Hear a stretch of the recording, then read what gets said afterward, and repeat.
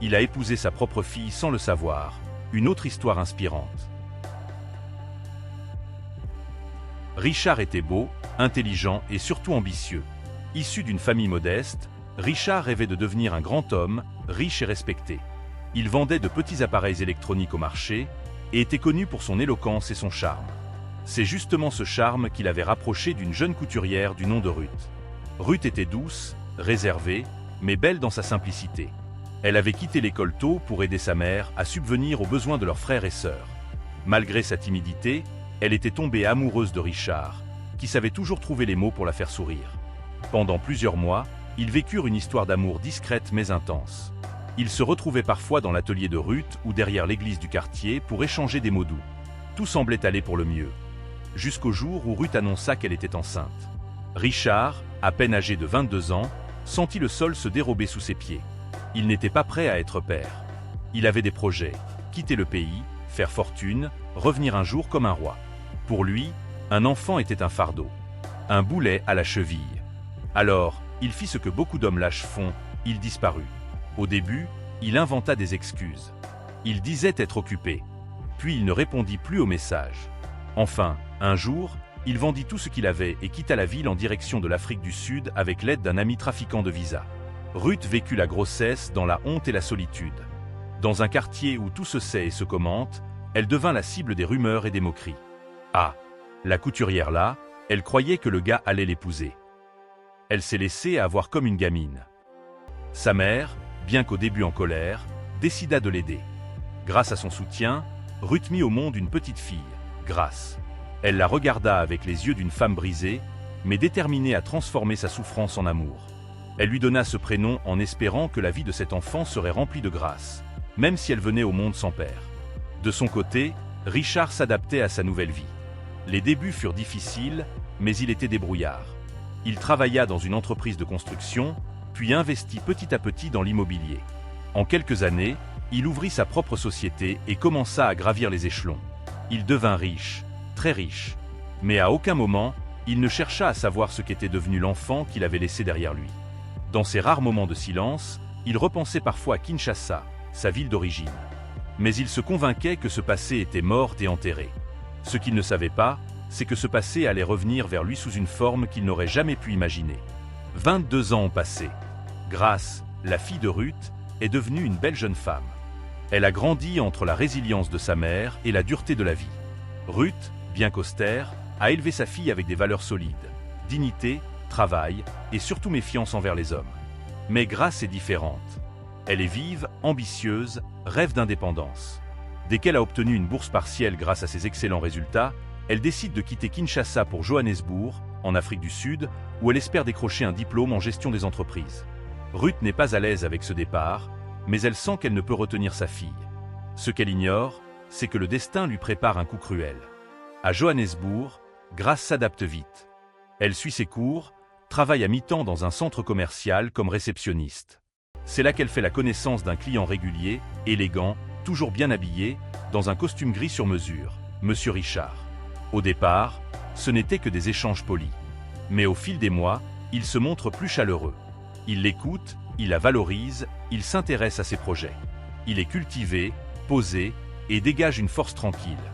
Richard, aujourd'hui dans la cinquantaine, est toujours seul. Il a connu des femmes, mais n'a jamais réussi à construire une relation durable. Dans Grace, il voit une lumière, une innocence, mais aussi une profondeur qu'il n'a jamais trouvée ailleurs. Elle, de son côté, ressent un mélange de fascination et de sécurité.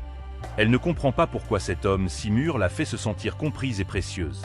La différence d'âge étonne leurs amis. Mais Richard est un homme puissant. Et Grace, bien que jeune, est mature. Peu à peu, leur relation devient plus sérieuse. Elle emménage dans l'un de ses appartements. Il lui offre une voiture. Il l'accompagne à ses conférences.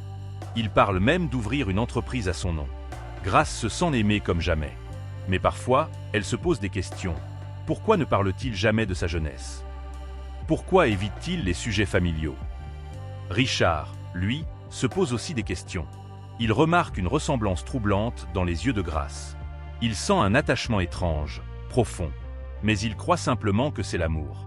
Il ne fait pas le lien, car il a effacé Kinshasa de sa mémoire. 2 ans après leur rencontre, Richard organise un dîner élégant dans un restaurant surplombant la ville.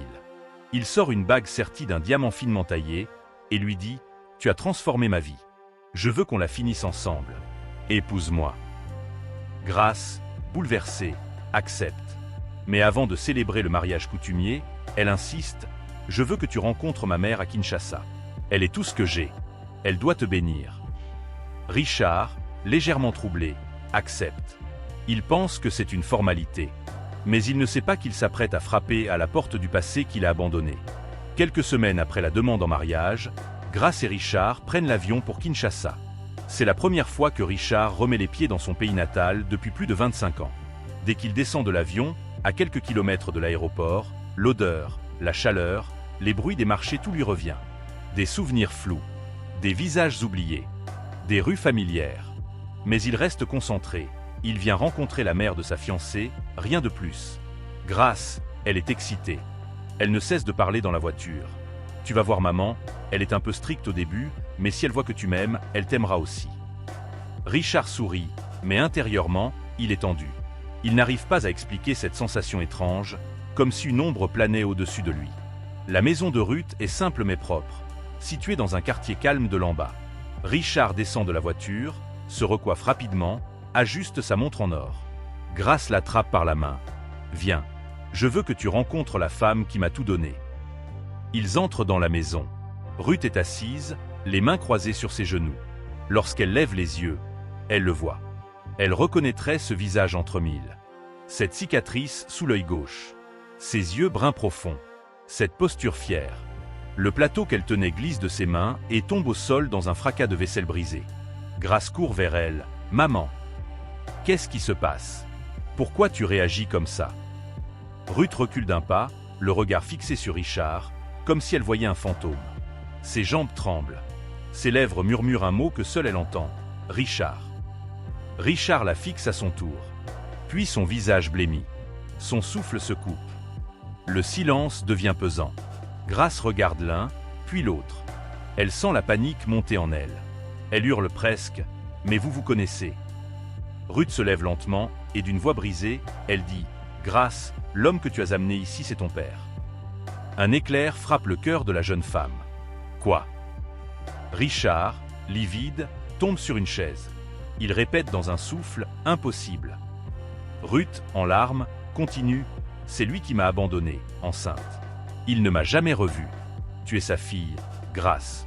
Tu es née après son départ. » Grace recule lentement, comme frappée par une force invisible. Elle sent un vide la happer. Elle cherche un point d'équilibre, une explication, une sortie. La scène devient chaotique. Grace crie, pleure, s'effondre. Richard, lui, reste figé. On dirait une statue vide. Tout ce qu'il a construit, tout ce qu'il croyait réel vient de s'effondrer. Il essaie de parler à Grace. « Je ne savais pas. Je t'en supplie. Je ne pouvais pas imaginer. Mais c'est trop tard. Rien ne pourra réparer ce qui vient d'être brisé. » Ruth prend sa fille dans ses bras, pendant que Richard quitte la maison en silence, comme il avait fait 25 ans plus tôt. Ruth, elle, continue de vivre avec le poids d'un passé qu'elle n'a jamais voulu. Cette histoire est devenue un secret honteux que la famille évite de raconter, sauf aux plus curieux. Et vous, si vous étiez à la place de Grace, que feriez-vous? Pardonneriez-vous à votre mère de vous avoir caché la vérité? Ou à votre père de vous avoir abandonné sans jamais chercher à vous retrouver? Dites-le moi en commentaire. Vos avis sont très importants. Et si cette histoire vous a touché, n'oubliez pas de liker la vidéo, de vous abonner à la chaîne et d'activer la cloche pour ne pas rater la suite.